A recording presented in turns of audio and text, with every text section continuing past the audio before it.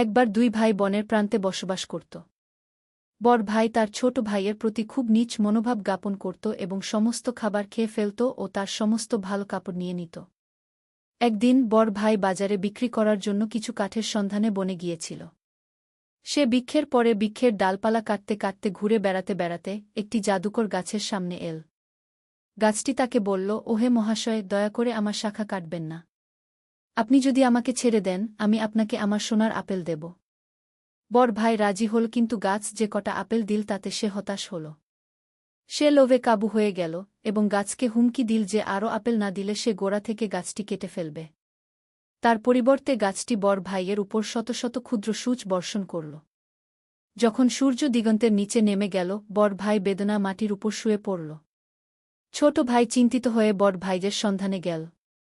সে তাকে চামড়ার উপর শত শত সূচ ফোটা অবস্থায় দেখতে পেল। সে তার ভাইয়ের কাছে দৌড়ে গেল এবং যন্ত্রণা সহ্য করেও ভালোবাসার সাথে প্রতিটি সূচ তুলে ফেল। শেষ হওয়ার পর বড় ভাই তার সাথে খারাপ ব্যবহার করার জন্য ক্ষমা চাইল এবং এবার থেকে ভালো হওয়ার অঙ্গীকার করল। গাছটি বড় ভাইয়ের অন্তরের পরিবর্তন দেখল এবং তাদের যত সোনার আপেলের প্রয়োজন ছিল সব দিল।